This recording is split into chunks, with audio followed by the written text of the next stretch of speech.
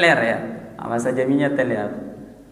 Itu tidak membatalkan, tapi kalau telernya sampai sore itu bisa membatalkan daripada pahala daripada puasa kita ya. Nah, itu bagian keempat. Namun ada juga ikhtilaf para ulama di sini. Jadi mazhab Imam Syafi'i itu ada lagi di bawahnya itu namanya mujtahid madhab. Jadi Imam Syafi'i itu punya turunan lagi ulama, dan ulama ini dia mengijtihad pendapatnya Imam Syafi'i. Nah, salah satunya pendapatnya Imam Ibnu Hajar. Kata Imam Ibnu Hajar, ya butulu idza ta'adda bihi walau lahdatan.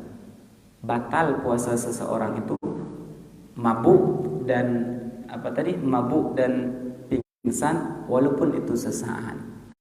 Ya, tapi pendapat lain mengatakan tidak. Ya, wa qala akharun la yubtil illa idza ta'adda wa amma jami'an nahar. Kecuali kalau mabuknya itu pingsan itu sekalian siang, itu baru membatalkan daripada puasa kita.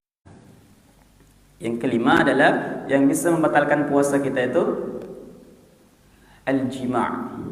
Maaf ya. Ini fikih. Al-jima' berhubungan intim. Kapan? Idza jama'a 'amidan 'aliman bitahrim.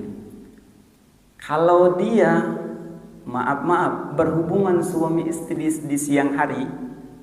Nah, dengan sengaja dianya, karena boleh dikatakan karena hawa nafsunya mungkin tinggi, maka itu bisa membatalkan daripada pahala puasanya. Namun ada hukuman bagi orang yang mensetubuhi istrinya di siang hari di bulan Ramadan.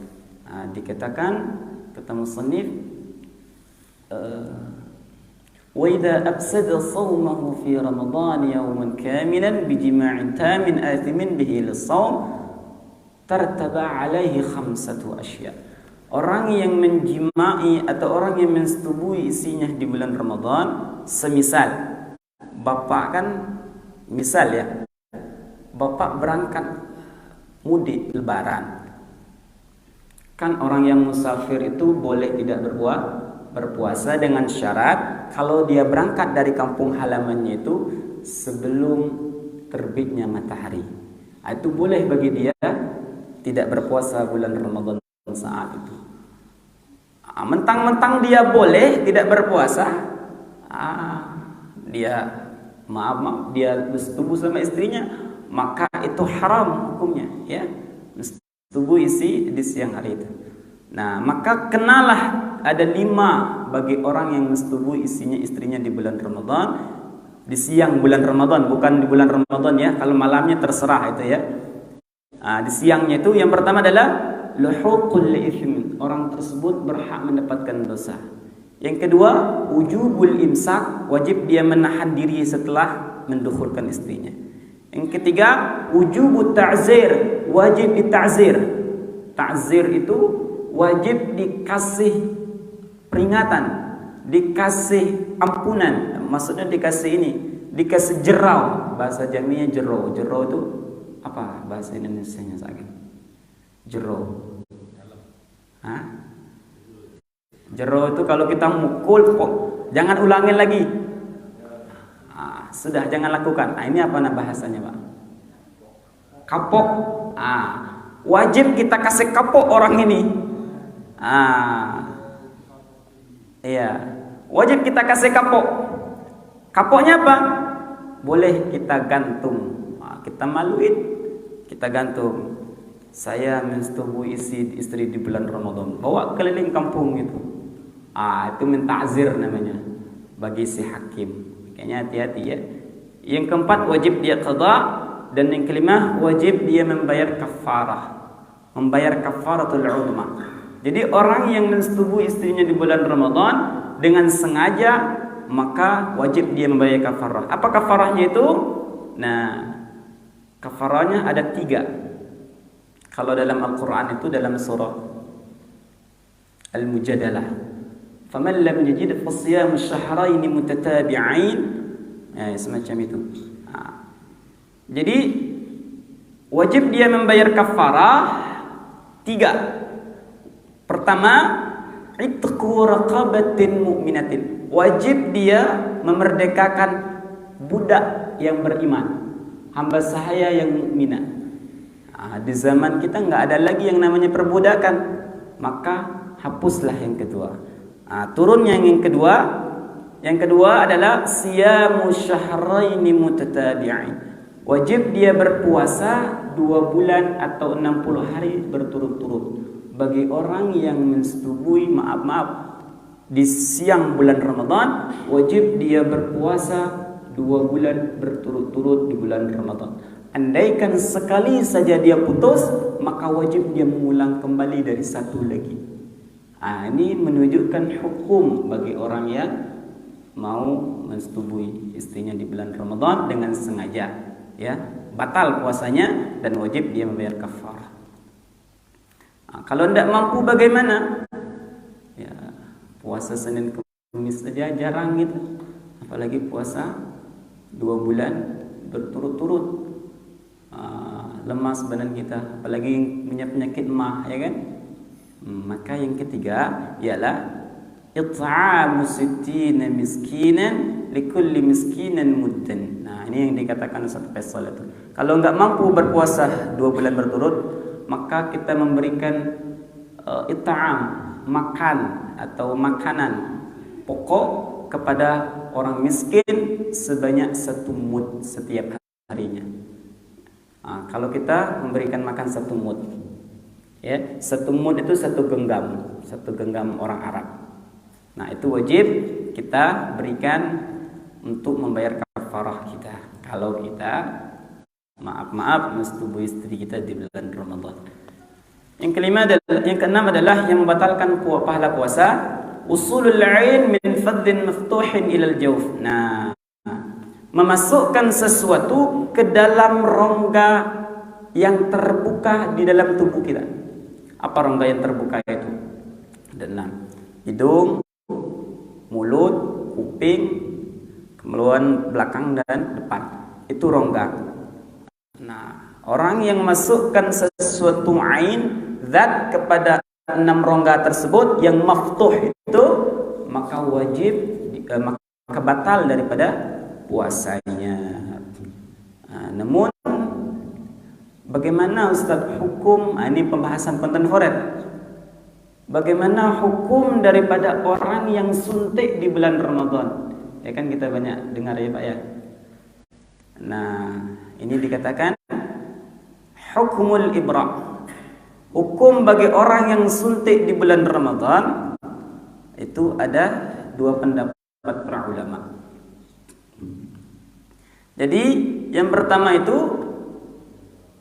tajuzun, boleh hukumnya suntik di bulan Ramadan, dia berpuasa boleh hukumnya karena darurat.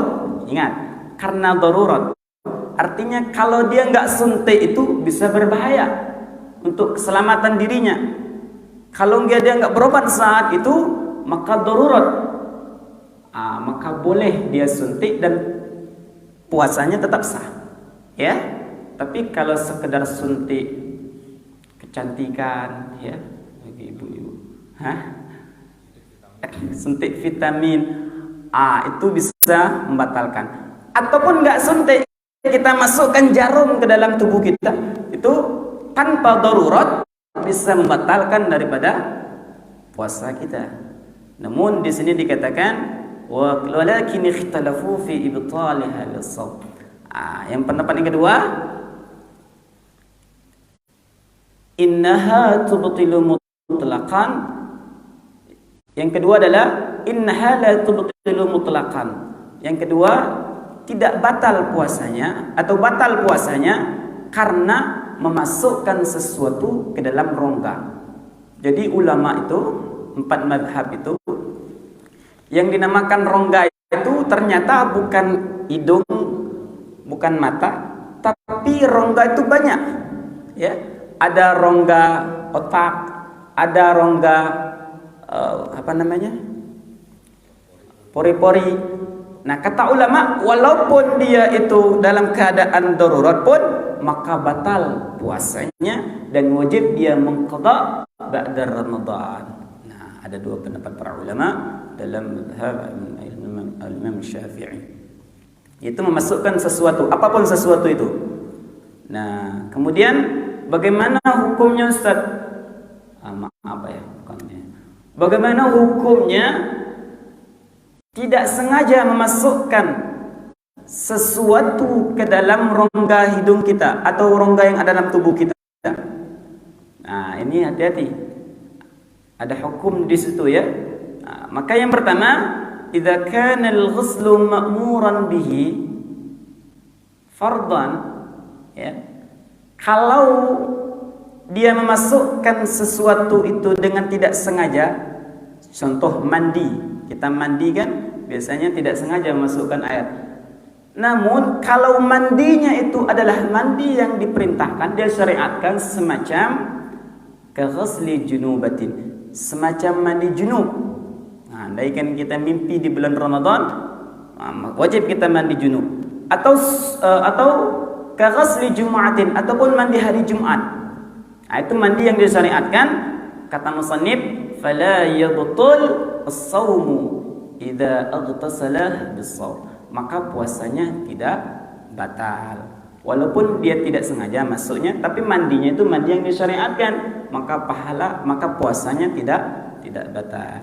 Tapi kalau mandinya itu, wa yabtul idza ightasala bil inrimas. Tapi batal puasanya kalau mandinya itu mandi inrimas. Inrimas itu mandi cuma senang-senang aja. Semacam apa? Semacam kaghasli tabarrud au tandhifin, semacam untuk mendinginkan badan kita. Di bulan Ramadan kan biasanya panas ya Pak ya. Mau mandi, masuk dia air ke dalam telinganya itu, maka batal puasanya itu ya. Karena mandinya bukan mandi yang disyariatkan. Ataupun untuk bersih-bersih. Nah, itu. Makanya kita itu kalau nanti dibahas, makanya sunnah mandi itu bagi orang yang berpuasa itu, sunnah mandi itu setelah ba'da maghrib itu sunnah mandi.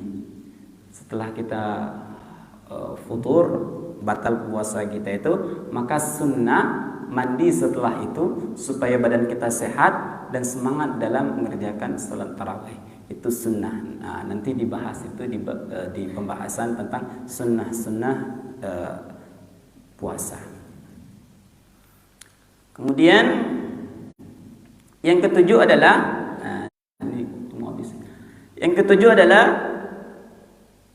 al-istimna. Nah, istimna itu bersenda gurau. Al-istimna itu ay talabu